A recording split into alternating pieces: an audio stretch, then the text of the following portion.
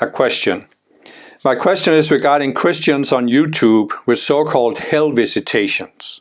Some claim they died and had an NDE, near-death experience, where they saw sinners who died because they didn't repent for their sins. Some are homosexuals, murderers, thieves, liars, idolaters, adulterers, etc. In other words, anything the Bible warns us against. How come some experience that? In addition, there's also a guy named Bill Weise on YouTube who wrote a book called 23 Minutes in Hell, where he saw demons torturing people who sinned on earth, and it was too late for them because they ended up in hell forever. He was showing hell to go back to the earth. He was shown hell to go back to the earth and warn humanity. Furthermore, we see testimonials from people who are not Christians but atheists or who belong to other religions saying they went to hell too. In all, they want to warn us about false religions, the lie of reincarnation, the universe, etc., and that only through Christ can we get saved and not end up in hell after death. Well, that's a hell of a question. What the Ascended Masters explain, and I've explained this in a number of videos, that there are the four levels of the material universe. There's the purely physical level, which is what we see with our physical senses. There's the emotional level, the mental, and the identity level. And then beyond that, of course, the spiritual. And in the emotional level, there is a level of this which has the lowest vibrations you find on Earth. And the Ascended Masters sometimes call it the astral plane.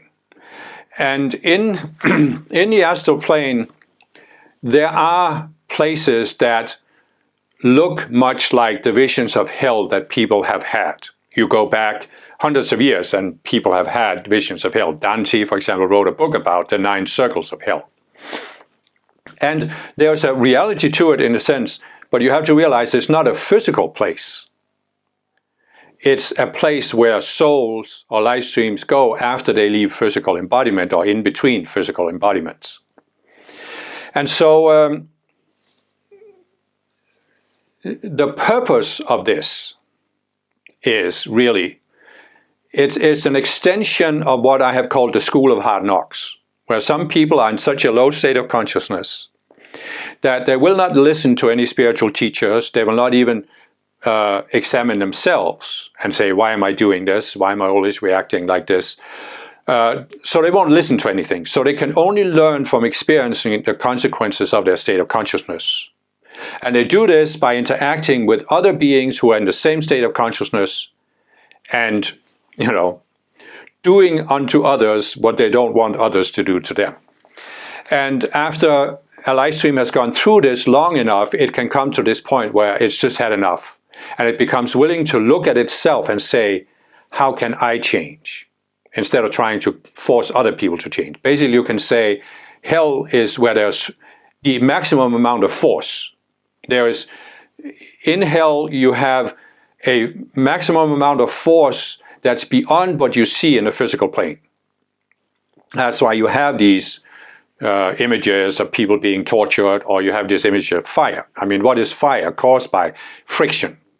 So there's such dense energies in hell that it feels hot, it feels like it's fire, and there are some of the lower levels of hell that are basically like the inside of a volcano.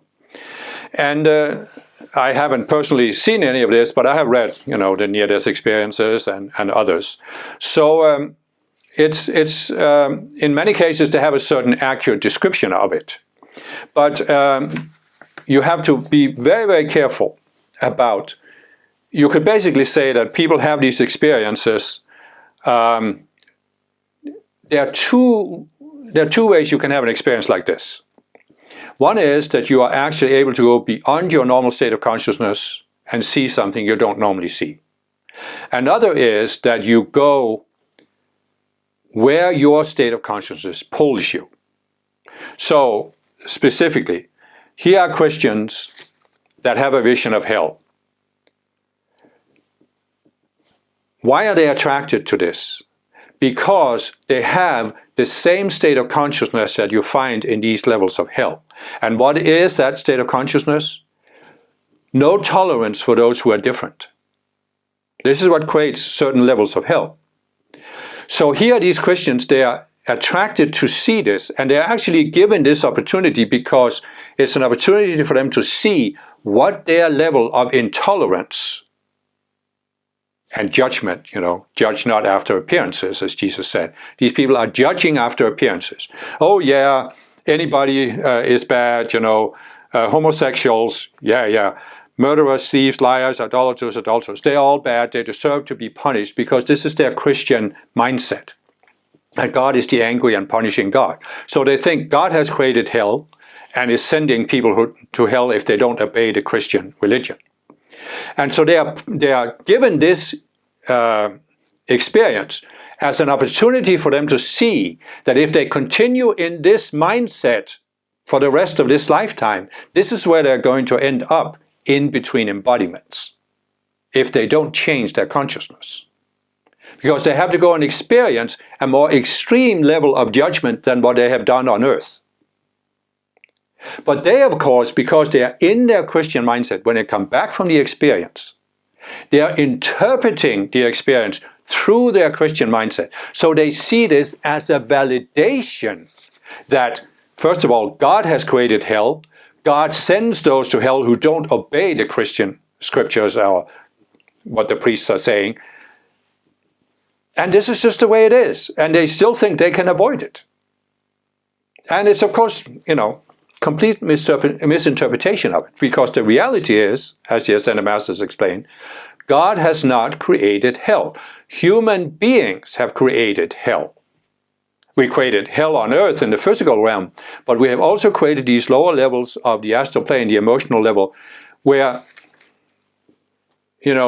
these live streams that go out of embodiment. Let's say you killed somebody and you have been killed as a result. You go out of embodiment with this very low, very self-centered, selfish state of consciousness.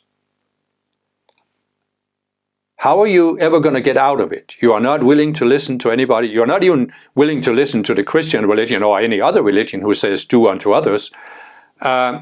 So in between embodiments, it can be determined that you won't be given an opportunity to come back into embodiment.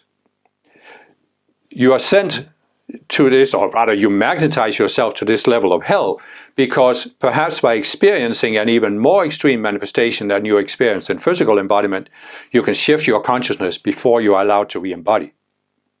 And of course Christians who experience this they will interpret it,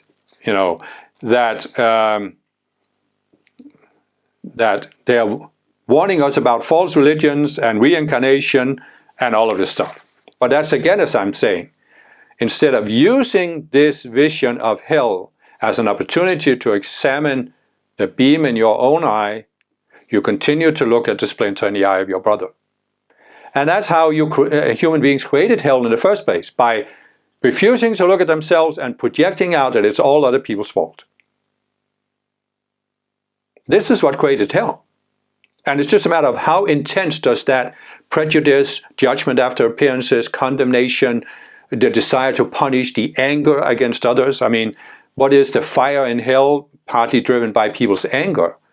And what does anger come from? You are unwilling to look at yourself. So therefore, you must make yourself so angry that you feel it's justified to project out that it's other people's fault. But the reality of this, as I've explained in many of my videos, free will reigns supreme. God and the Ascended Masters, they have given you free will, and they cannot violate the law of free will by forcing you to see the error of your ways.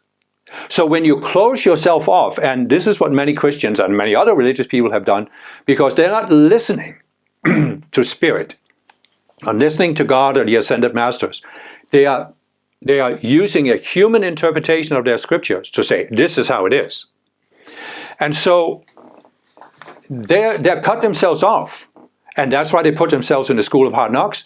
And in the school of hard knocks, there's only one way to change. And that is the knocks become so hard that you can't stand it anymore and you say, maybe I should look at myself. Maybe the only way to improve my situation is to do what I haven't done so far, look at myself. And those who are continuing that refusal, that denial of the need to look at themselves, they can end up going deeper and deeper into hell. And some can spend some time there and come back into embodiment, but there are life streams in hell that have been there for a very long time. And the reason why they're allowed to be there is partly because as the entire consciousness is raised, even these levels of hell is being pulled up. And that gives a certain pull on these life streams that they might become more willing to look at themselves. Because again, they have to resist harder and harder to resist that upward pull. And, you know, as I've said, free will reigns supreme. And what the Ascended Masters are trying to do is they're trying to give teachings to those who are open to it. But they're also trying to give teachings to those who are not open to sort of appeal to this school of hard knocks, you know, where people are, there are people on earth, and many of them are Christians, or many of them are Orthodox followers of other religions. They only respond to fear, because they have sunk below a certain level of consciousness, where they only respond to fear. And that's why they sometimes get these visions that mainly appeal to people who are in a fear-based state of consciousness. I mean, I'm not afraid of going to hell, even though I believe in reincarnation and I'm not a Christian and this and that. I'm not going to hell because I have been willing to systematically look at my state of consciousness and raise my state of consciousness beyond that state of consciousness of judging others and feeling I'm always right and this and that. And why would I be afraid to go to hell? I'm not going to magnetize myself to a lower level of the physical realm after my body dies. I'm going to magnetize myself to a higher level. And of course, many, many spiritual people, and also some religious people who are not so openly judgmental, and even non-religious people who are not judgmental, they will obviously magnetize themselves. It's a matter of, again, what's your level of consciousness? Do you respect the basic humanity you don't do to others what you don't want them to do to you? But also the essential humanity where you look at what is our potential as human beings. Who are we really? Are we really human beings, or are we spiritual beings who are just temporarily in these human bodies? And you could also say, how open-minded are people, or how close-minded are they? And you know, in the lowest level of hell, you find the most closed-minded beings associated with Earth. I'm not saying there aren't worse planets, where there are some in an even lower state of consciousness, but in the lowest level of hell, you find the most closed-minded people or beings that are in such a state of denial that they are unreachable for any higher teaching. And the way to avoid magnetizing yourself to hell is to open your mind, be willing to look at yourself, be willing to look at, is there a higher teaching? Is there something else I could learn and understand about the universe? And you know, you look at some of these people that are just so close-minded, so judgmental, and you know, it's simply the law. You know, where you go after your soul leaves the physical body is determined by your level of consciousness, because you magnetize yourself to that level. So you could say that there's a certain scale. You know, the spiritual realm is the highest, hell is the lowest place you can go after your body dies. And then there's a scale, as I've said, of the 144 levels of consciousness. The higher you are towards the 144th level, the higher level you will go to. The lower you are towards the lowest level of consciousness, the lower level you will go to. And it's an outplaying of free will. It's giving you an opportunity to learn something while you're out of the body that you didn't learn in the body. And it's just simply a matter of, are you in the school of hard knocks? How open are you to learning? How can you be reached by something that helps you grow? And that's all it is. I mean, as the earth moves higher in consciousness towards the golden age, the lowest level of hell will eventually be dissolved. And gradually, as we move further into the Golden Age, all of the levels of hell will be dissolved. And all people who embody on earth will not be in a higher level of consciousness, so they don't need to go there.